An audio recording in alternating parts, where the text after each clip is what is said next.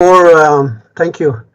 Before first contact, Dene people have always had a system, a justice system to govern themselves, and I think it's something that we, as First Nations, going to incorporate into our agreement, because we're negotiating based on the treaty implementation of 1900. So, and one of the ways that we have to govern is to say that we have to govern ourselves in a way that our ancestors have always governed themselves, and I think it's a good tune to turn towards that element of the system that we wanted to use for future generations. And it's taken a long time, because one of the things that we have to do is incorporate the Willowdale language into the system, and along with other community language system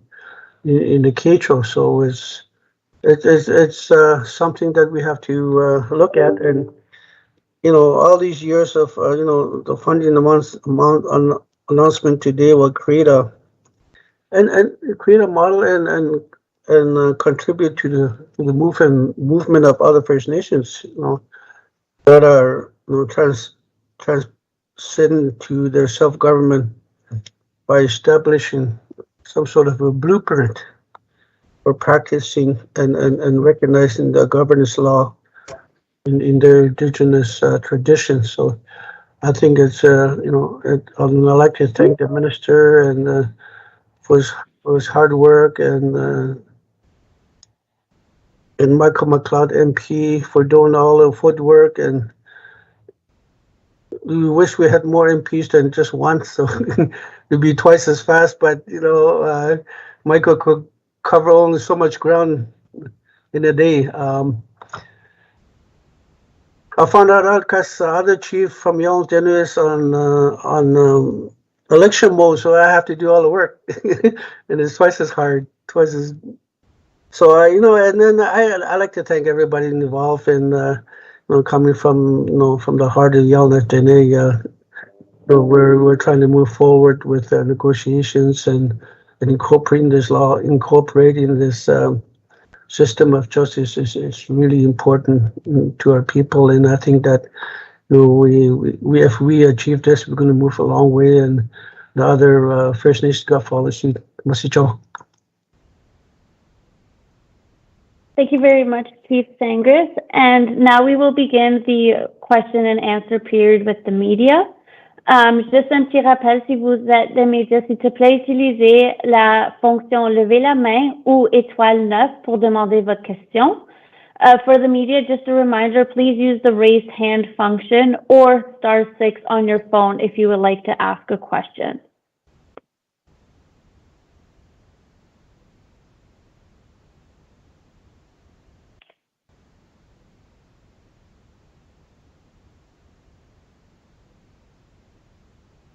We will start with Tom Cardoso, Global News. Go ahead. Hi, Minister Lametti. This is Tom Cardoso with the Globe and Mail. How are you today? Good. I am well, Tom. Thank you. I'll take myself off mute. Great. Sorry about that. I always forget that there's a muting thing. So, Minister Lametti, the Globe and Mail reported this weekend that the Catholic Church had billions of dollars in assets, despite the fact that it had not paid its entire residential school settlement commitments. In a story this morning, Indigenous leaders called for a review of the settlement agreement. Will the government revisit the agreement? Thank you, Tom, for that question. Let me begin by saying that I'm a practicing Catholic, and I am so ashamed about the way the Catholic Church has handled this. We, as a government, as Minister of Justice, we will continue to work with Indigenous peoples as information comes forward, and we'll try to do our best to move this file forward in a positive way. And I won't comment specifically about that at this moment. Thank you. Any follow-up, Tom? Next we will go. Oh, yep, go ahead. Sorry. Yes. one question that has come up from some of the Indigenous leaders I've spoken with is the idea that perhaps even beyond simply revisiting the agreement, a third party should be appointed to investigate these matters. National Chief of the Assembly of First Nations, Roseanne Archibald, told me that she's pushing for a special rapporteur of some sorts. Do you have any comment on that? I've worked closely over the past number of weeks with Indigenous leadership across Canada, both at the national level, regional level, and also at the level of the individual communities affected. We, as I said in my prepared remarks, we will move forward with something that is Indigenous-led, that is survivor-centric, and that is culturally sensitive, working with communities, with Indigenous leadership, with provinces and territories, and with other implicated groups. Thank you. Thank you. And now we will move to Pascal. Please name your name of your organization. Bonjour, est-ce que vous m'entendez? Oui, vas-y Pascal. Merci. Pascal Gachette du journal Métro Montréal. Alors c'est une question pour Monsieur Lametti. Au niveau du département de la justice, c'est quoi le défi pour mettre sur papier des lois qui sont autochtones et surtout qui sont des fois, elles sont séculaires, elles ont des centaines d'années, elles sont parfois orales. Au niveau judiciaire, comment on fait pour les officialiser? Ben, c'est une bonne question, Pascal, merci. Et ça touche évidemment l'annonce qu'on vient de faire aujourd'hui. Ce qu'on est en train de faire, c'est de réinvigorer les systèmes normatifs, les systèmes légaux autochtones. Et qui ont existé depuis le début sur l'île des Tortues, ici où on vit. C'est une question de pluralisme juridique, donc de trouver l'espace pour des systèmes d'abord opérer et dans un deuxième temps coopérer, parce que la réponse va être plusieurs systèmes pourraient occuper même espace en même temps. C'est déjà le cas. Dans n'importe quel système juridique et dans le système juridique du Canada. Donc, le défi pour l'instant, c'est vraiment de réinvigorer les systèmes autochtones.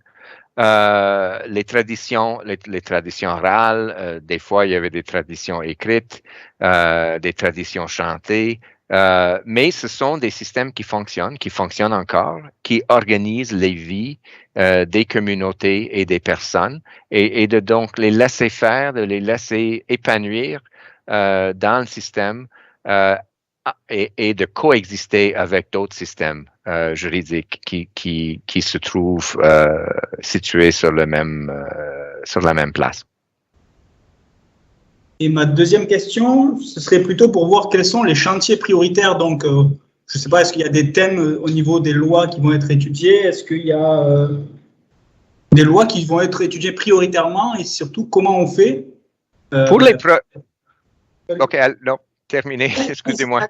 Comment on fait, en fait, je vais reprendre ma question. Quels sont les chantiers prioritaires au niveau des futures lois qui vont être étudiées? Et surtout, comment ça fonctionne? Comment on fait?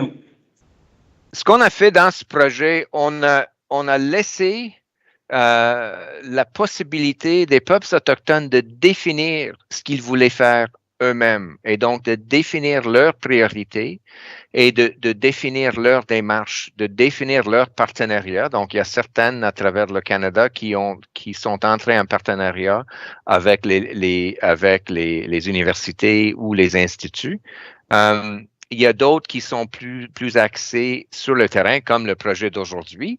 Donc, c'est vraiment à un peuple à autodéterminer ce qu'il voudrait faire.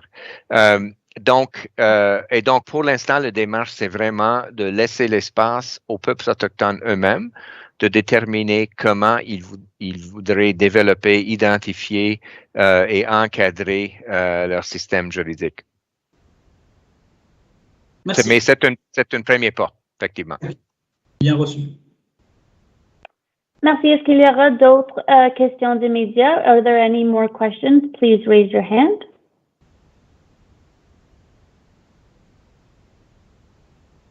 Bon, it looks like we don't have any more questions. Cela fait fin de la conférence de presse. Merci beaucoup à tous. Merci.